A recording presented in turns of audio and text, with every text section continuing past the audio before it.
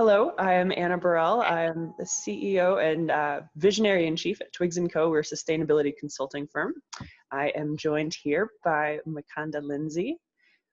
Please, by all means.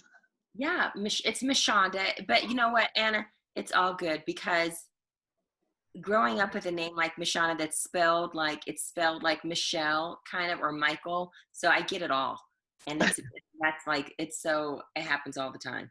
Um, and let's see, my LLC listing is Blueprint Transformations, but I really don't use that for most of the work I do. I just usually use my name. You can find me at MichandaLindsey.com, Facebook Michanda Lindsey, Instagram Michanda Lindsey, and I would say that I function in the roles of executive coaching. I function in the roles of personal and spiritual coaching.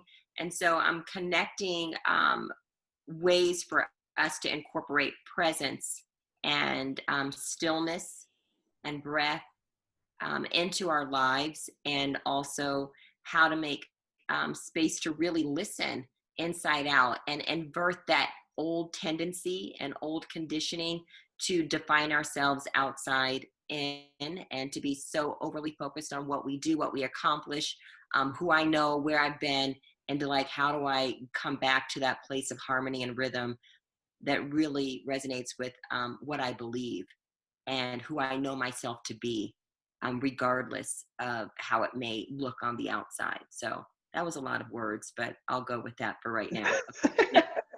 Well, that's perfect because we're going to be talking about chaos and how to find center in chaos. So Michanda and I, in spite of me mispronouncing her name right off the bat, have I been doing that this entire time? No, you haven't. So it's kind of funny. That was a today thing, but so it's all good. You were just living out what was flowing through you. Good luck for the rest of English today. So we have been meeting on a semi-regular basis, just having these conversations like, what does home mean to you? And having this connection and sharing, which is really cool. And so thankfully I got this harebrained idea to record our conversations and just see what happens and if anybody would be interested. And so today, the topic, which is perfect because of your intro, is how do we find center in this chaos? Michanda was talking about kind of the ebbs and flows and how what is constantly changing. So you come up with a plan and then it doesn't apply anymore because the environment's completely changed around us. So how have you been finding that ability to recenter? It looks different each day, as I'm sure people can relate. Just when we think wow, I'm in this beautiful state. And then next thing you know, I hear myself arguing, or, my joke was, at one point I'm able to tell you that when you throw raw spaghetti across your kitchen, it really travels. So, it takes a little bit of everything. I really recommend, first of all, us acknowledging what we're feeling. I think that's the big piece with chaos. Instead of trying to harness the chaos outside of ourselves, which is really kind of that old way of trying to manage. It's that old idea of control, that I want to control my space, my environment, my circumstances, other people, all those things, except in here. And so when we realize wow, the real place that I have influence only is in here. And it's sometimes the most difficult place to come into and to still ourselves enough to even recognize, what am I even feeling and noticing? Why do I feel tense? Why do my shoulders feel like they're up to my ears? What's really going on? Why am I holding, tension in my jaws and clenching my jaws or clenching my fists? And just recognize, what am I noticing? And it comes back to that deeper place of awareness. And that all comes when I create space to do it. Because if not, many of us, including myself, have been so conditioned that we fill up that space, that we feel that we're productive according to how much we filled up the space with things that we are doing, that we need to be in momentum. Where my recommendation is to carve out time where we just get to ask those questions of ourselves. What am I noticing? And if it is chaos, which of course in today's season, there's plenty to choose from, right? It's like there's a whole buffet of chaos to choose from. You can choose from the political chaos, you can choose from relationship chaos, you can choose from, you know, what's happening socially, environmentally, what's happening in terms of racial reckoning and protests that are happening, from just, I can think of every corner, like wildfires, and I mean, like literally there's so much economic challenges, inequities of all levels. There's so much chaos that we, like, it's, you know, almost a panacea, you know, in the opposite way of, like, instead of it being for healing, it's like the opposite of like your choice of it. And so how do I come back to the real meaning of panacea, of like the healing component with all that's going on, and to say, ooh, just breathe, start there, just breathe, Do you notice, have any, exhale, go ahead. do you have any particular um, like triggers or things that you look out for that you're like, oh wait, hold on, I need to check. This is happening. I need to check. Or Well, I was joking with someone last night. When I look at my children's faces, they're not here now. They've all gone back to school, the two of them all, but they've gone back to school. But counts. the good sign is when you see like the look on your partner, your spouse's face, your whoever's around you, or your kids, and you see this look of horror on them, like, what's wrong with you? That's usually a good indication that, like, okay, I need to come back to center. But seriously, I don't know. I think it just goes back to like deciding that I want to know. And if I want to know, I'm going to ask myself that question, like, how am I today? Where am I? What's going on? And then when I notice that, wow, the shoulders are up to my ears, I do feel tense, I'm edgy, I'm craving carbs, you know, I feel lethargic, or I feel just angry, irritated, agitated, um, because all of that means that ultimately what it's going to come back to is there's some thread of fear that I don't feel at home. I don't feel secure. I feel vulnerable. And that feels uncomfortable and scary, and admitting it, and to say it's okay to admit, like, that's how I feel. Like, I want to come back to where I have been lulled into a lullaby, literally, of believing that everything is according to what's on my planner, or everything should be how it was last year this time, or last week. Well, in this case, probably not last week, but you know, we really do look for these old patterns, and when we don't find them, it can be disconcerting. So we have to create new patterns within ourselves and say, I can depend on the pattern of me to say, I'm going to make time to literally breathe. I'm going to go out in nature. That's the big piece, is, have I spent time outside? Have I gotten some vitamin D? Did I breathe in fresh air? Or am I breathing in, you know, circulated air constantly? Did I get something new? And when I ask myself those questions, it's usually a sign that there's space to whew, come back to what is that place of center, and to not be on that roller coaster ride of just adrenaline, just anxiety, just emotions alone. It's just not enough. Yeah, absolutely. I was thinking about so I was thinking about the whole getting outside and getting fresh air. And with the forest fires going on, fresh air is limited. But I used to live over in the Whittier neighborhood, which is not far in Denver, and it's not far from the Purina dog food factory. Lovely smell, isn't it? Oh, who doesn't like the smell of whatever that is? Because, oh my God. I know, and we feed that to animals. But anyway, keep going. Oh, anyway, so there are moments there, and like Whittier's a couple of neighborhoods over, so like Global Swansea is even closer, but they don't have the options of Yeah. fresh air, and there are many places that don't have the options of fresh air. So I've been thinking about, like, okay, the other implications of what going outside and getting fresh air actually means. So until we truly get on the whole, like, hey, let's clean up our factories that are everywhere, just polluting dog Yes. food into the air. Yes. I think it's also like important to like step away from, before we started recording, I was talking about how many tabs I have open and kind of the implications of that, but it's like physically moving out of a space and then getting into another space. And then, Absolutely. and then there's just been this like theme lately of just how often the answer is intentionality and awareness. It's just like, there has to be another answer out there somewhere. I just can't find it. It's all intentionality and awareness.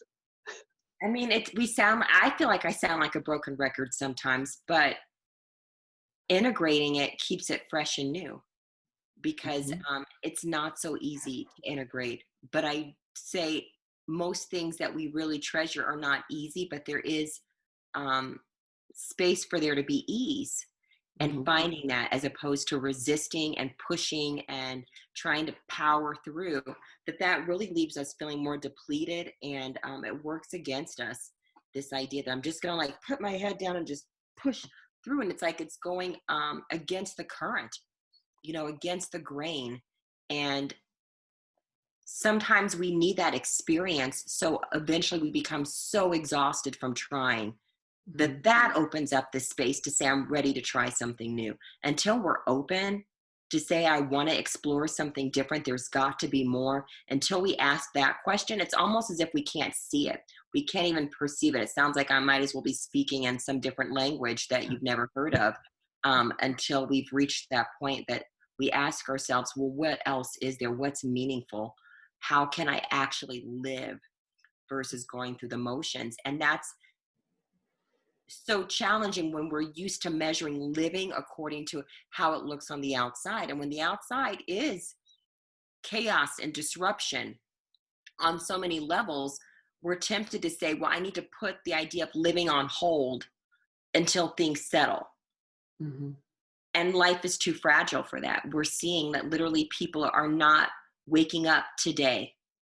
And that should make us all understand that there's a fragility that hopefully um, I can, instead of running from that fragility, recognize it and admit if I'm scared about that fragility and the vulnerability of it, and to admit that so that I can at least connect with what is real within me, not what's real based on this mirror that I'm used to looking out into, but what's real for me right here and now. And most of the time it's going to change and it's going to ebb and flow, as you said before. I love that, idea. Yes, it ebbs and flows, and sometimes not so prettily. Sometimes it's like, it's jagged, Mhm. like the ups and downs can be really dramatic. And all of that is okay. And just coming back to this space of recognizing that at our core, we are already enough. We already have what we need in us. And it's time to learn that and become in touch with that so I can access it. Um, it's like learning a whole new skill set that I've always had, but I didn't know I had. And it's been ignored. And Mhm. so coming back into that place of like, wow, discovery and curiosity starting in here and not just out there. But what happens when we do both, when I'm exploring the curiosity in here, all of a sudden I have a new lens of how I see everyone else around me and everything else around me. And hopefully that builds a greater capacity for breath and for ease, and not just pure angst, pure, cortisol levels and adrenals all out of sync, that we're like can come back to a place of literally for our well-being, um, that place of center and home. Mhm. That's, yeah. Oh man, so many nuggets in that one. Well, it's interesting, like the whole like putting your head down. If you want to talk about how systems are built against us, the whole putting your head down because productivity is externally validated kind of thing. And then so it's like, okay, well, I can push through another 16-hour day. I just need another cup of coffee or another Red Bull or another whatever. Well, physiologically, that caffeine, and they do have some ginseng, they do have some B vitamins, but B vitamins are honestly, they're the Band-Aid vitamins. Like they just give you a boost. Convinced they're a Band-Aid vitamin. Anyway. The Band-Aid vitamin. Go ahead. Yeah. I will find the evidence soon enough. But doing that, so caffeine, how it works in the body is it just causes your adrenals to dump the energy that you natively have. And so unless you're doing something like buffering it with, so I use like a combination of mushrooms and green leafy vegetables and, you know, all sorts of stuff when I'm on my game. But it's like this vicious cycle of like, all right, I've just worked another 16-hour day. I have to work another one. I'm going to just pound some coffee and push through. It's like, well, we don't have unlimited supplies of these hormones. Like our body takes a moment to synthesize this and to create new ones. It's a time constraint kind of process, short of intravenous supply and things of those nature. And it's amazing because when adrenal fatigue happens, which is huge, like I think it's something like 80 some odd % of Americans clinically can have adrenal fatigue. So that's depression, that's mood volatility, that's everything from having these really high highs to having these really low lows. The number of mental disorders that adrenal fatigue actually mimics. So not only are you exhausted all the time, but then you also have insomnia. And it's just this dichotomy that's awful. And and that's how our system is set up. Yes. I was going to say, I love when you use the word Band-Aid, Anna. I think it's such a powerful way of looking at how we have been conditioned to look at our lives. We look for Band-Aids, we look for relief, we look for what's going to get me through to the next moment, to the next moment, to the next moment, to the next moment, as opposed to saying, what does it look like, to slow it down and like access healing, well-being right here, right now, no matter what's happening around me. And that sounds like an impossibility, and yet it is our only true reality.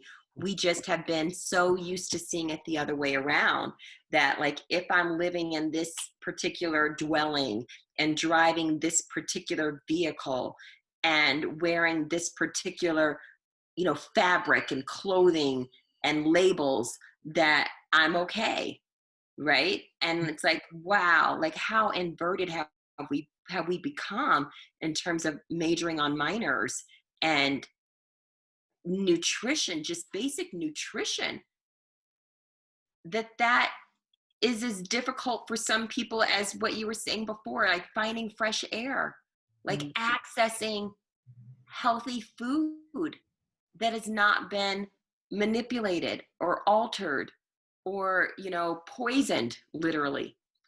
And so how do we learn in every aspect of how we live to move away from the quick Band-Aid to really taking care of ourselves and acknowledging that we all can't do that equally. We all don't have access to that equally. That the inequity in that space is just as dramatic as it is in so many other examples of our world. Mm-hmm. That's actually one of the fundamental things that I've been preaching, like just out, is like social justice is climate justice, because they're so intertwined. And like from an administrator's perspective, from a project manager's perspective, when we're putting out impact reports of like, I've done X, Y, and Z, you have to address the social justice issues. You have to address the environmental issues, all of it. And, it makes it stronger because instead of 3 impacts, you now have 6 impacts. And that's actually, in my mind, that's the true beauty of what a triple bottom line approach kind of entails. Is so you consider not just profit, but you also consider a business's impact on people and the planet. And truly what this does, this is the language that's being built around the triple bottom line kind of metrics is like, at the end of the day, that's getting you more in touch with your stakeholders. And those are the people, places, and things that are impacted by your business and get impacted and impact your business. Absolutely. And it's just like, everything is so intertwined. Like, nothing exists in a vacuum. Not even space is a true vacuum, like, truly. And there's a harmony in everything. I think back to like my chemistry teacher in high school, and like when you're doing the different, equations and, watching what happens when you add this element, with this compound, and then what are you going to get? And then and it's just like, it all, like, there only are so many outcomes possible. So it really means coming back and paying attention to, like, what's going on within these compounds and elements, and how do I begin to adjust them so that I can have the outcomes that we all want. But recognizing that means really going back and asking those deeper questions, like you just said, like, what really matters? What are the measurements? What are we measuring? And looking at it in a more holistic way, as opposed to thinking that if I just added this one element change, it's really going to only have one small impact. It's like, no, actually, it's going to change the whole thing. It has such a massive, impact, that one little small piece. And so it can work for us if we're open to it. If I make space to slow down and to listen, creativity expands. My mental capacity to listen and to hear needs and solutions and innovation expands. Then my ability to have joy and, wow, peace, that expands. And then my health expands. And I'm able to make space to slow down and prepare something that's healthy and eat. And I have the bandwidth to even think about it and think about my fellow people around me and my environment around me. I have the ability to consider so much more than when you're just asking me to produce on a small level. You lose so much more. And so, we've used the term human resources for how long in our country? I don't know, and in the world, but we treat it in the opposite. Like, we really don't treat human resources as a resource. We treat it as a piece of machinery, a means to an end, and the end being a bottom tangible line, versus seeing it as like, no, it's so much more holistic.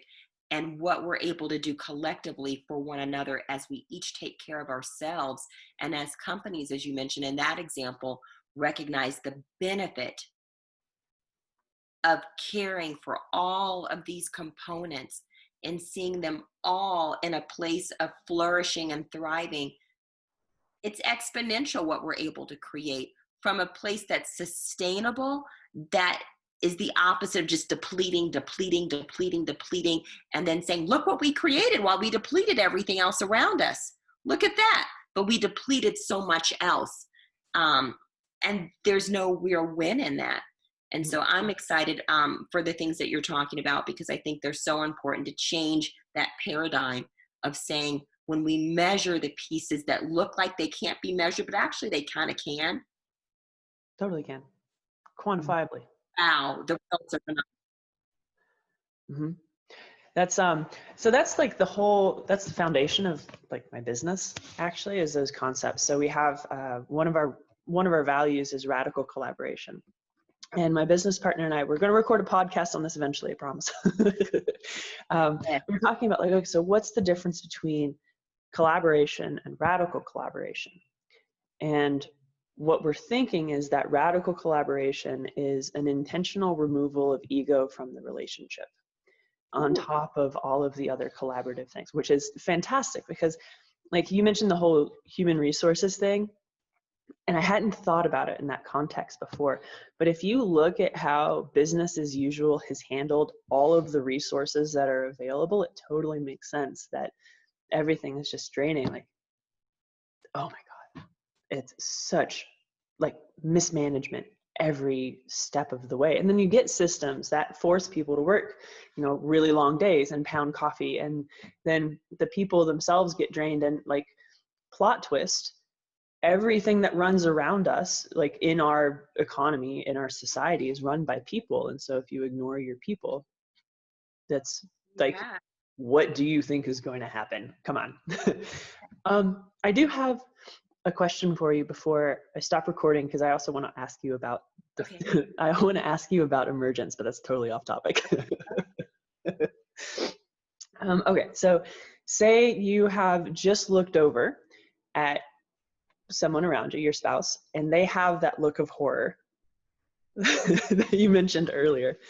It lets me know, ooh, I need to take a step, like several steps back. Keep going. So yeah, what's your next step? What's kind of your process of like, oh. Oh, yeah. When I see that that's how I'm showing up, and they let me know, like, you're doing that thing again, where you're turning into a drill sergeant because you're trying to control the external, which means us and everything else outside, because you're feeling unsettled inside. And it's like, oh yeah, I am doing that thing again.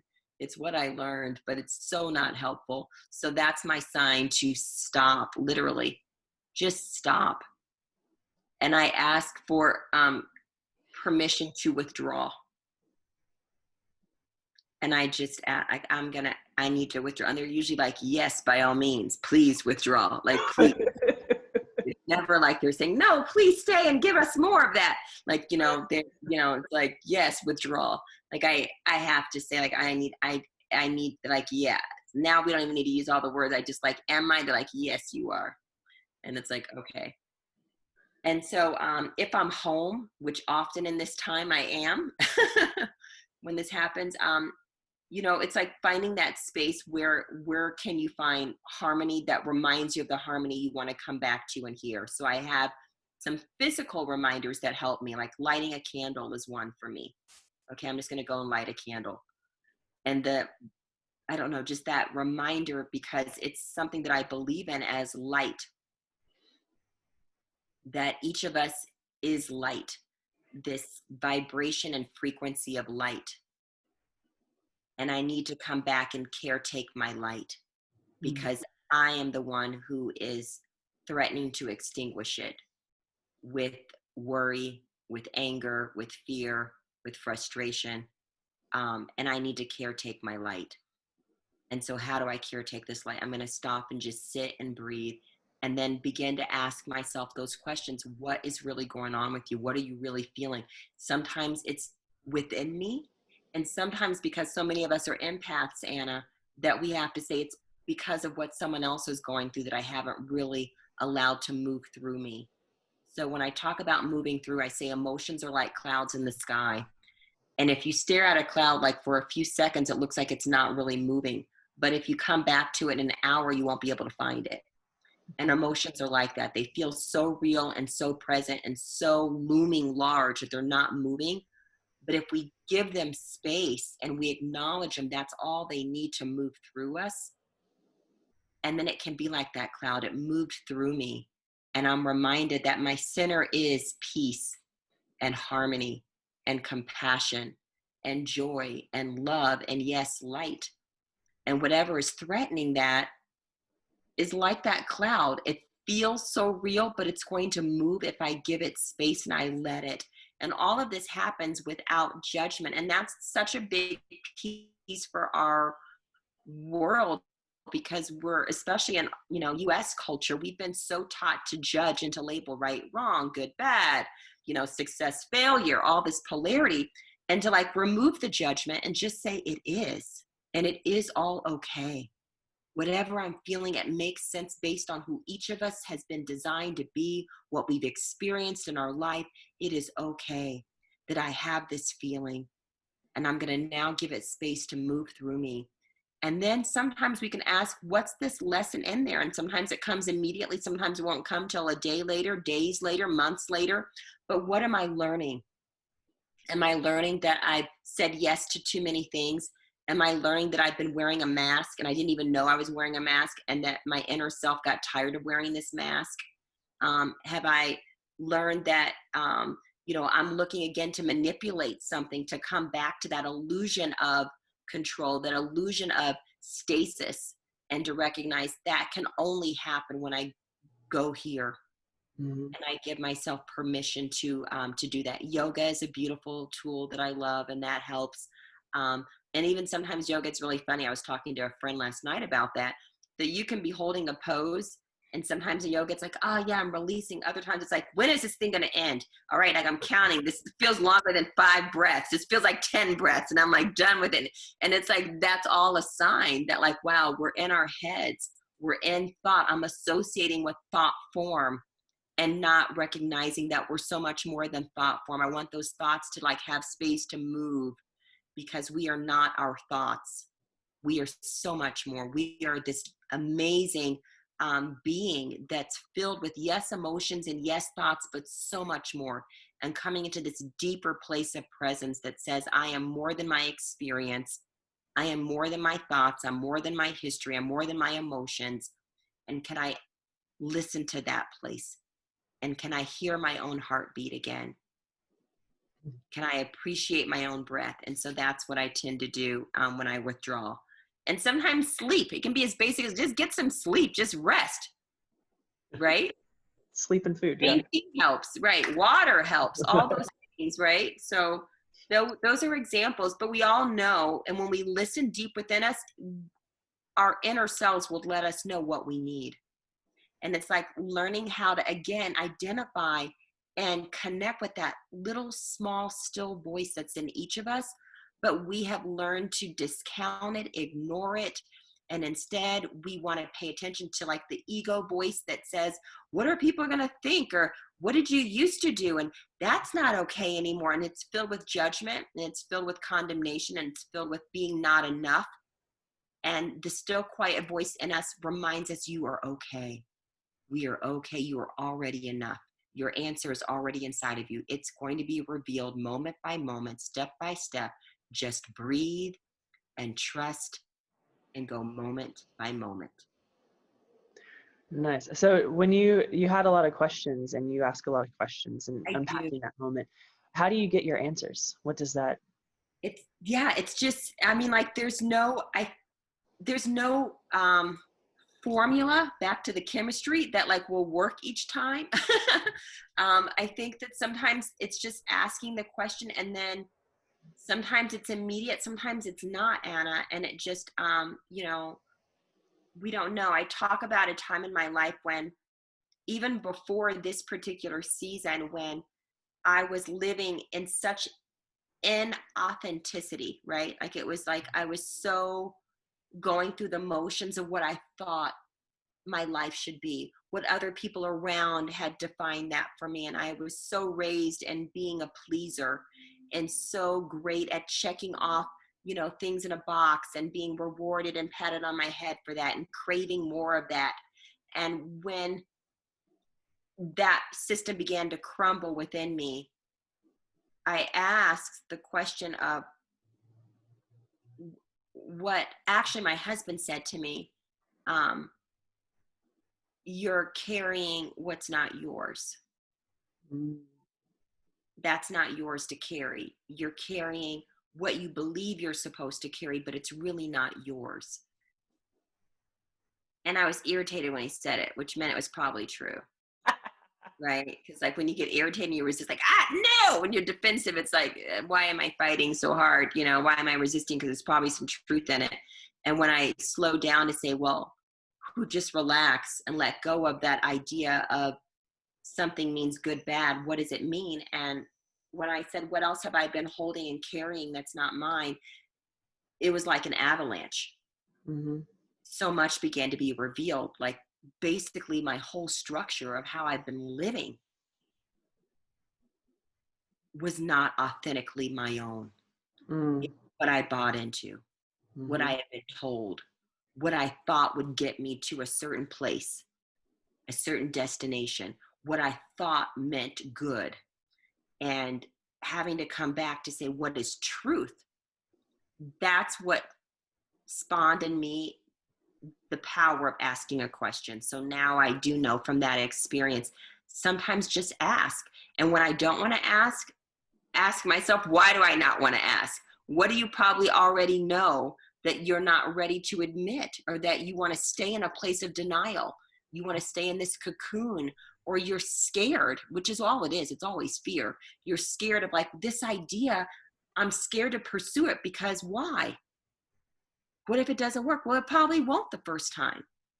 And that's okay. What will people think? Why does that matter to you still? You know, like asking those questions so that you can peel back. What am I so scared of? Or what if it does work? Some people were scared of if it does work. Well, why is that so scary if it does work? You will be okay through it. It will help other people most likely. And that's what we need, is to come back to giving ourselves space to hear the ideas that we've smashed down, we have pounded down, and to say, what if? And that's a perfect sometimes way to fool ourselves, is saying that, what if? What if? And then we give ourselves permission to imagine, what if it could be this way? What if it did work out? What if? Yeah. And hopefully more in the positive realm. We don't need help doing that in the negative realm, because we know how to do that. But we need help doing it in the positive. Like, what if it worked? What if I was able to help people? What if I said yes to this? What if I lived from a place of harmony and groundedness and truth? What if that could have joy? What would that be like? So sometimes that is a way to bypass that filter that wants to keep us in the box. Mm-hmm. For sure. I know for me, like I'll ask these questions of like, okay, what is up? And like talk about triggers. Anytime that I get defensive, I'm like, all right, time to ask a question. Why do I hate this so much? Yes, why am I fighting? One of my favorite books is gosh, and now it's Michael, is it Singer or Sanger? I'm like, and he talks about the untethered soul, and this other one is so amazing. But it's basically something about surrender. Yes, the surrendered life. Is that what it is? I read so many books, and I'm like, what is that? The But it is, surrender experiment? yeah, it's about surrendering is what he brings up, this point of like, yes, when we have that, it's like, okay, what if I just stopped? And why am I resisting? What am I scared of? What if I surrendered to this right now? Right.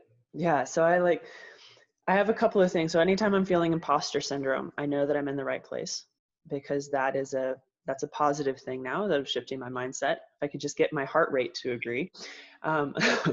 The other thing is, anytime I get defensive or anytime something in someone else really irritates me, I'm like, okay, why? What is this?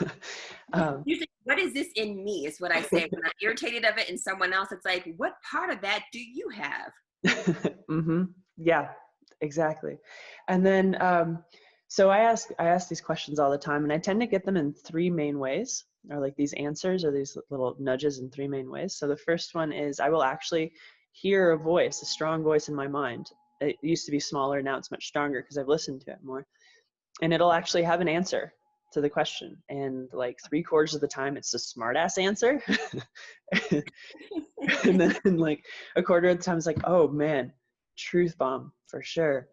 Yeah. And then when I journal consistently, I'll like look back and read things. And so how I journal is, I'll just start in a place and then I'll just write and see what happens, because it's a discovery experience of like, Yes. let's see what happens now. Yes. And then I'll look back and I'll find answers.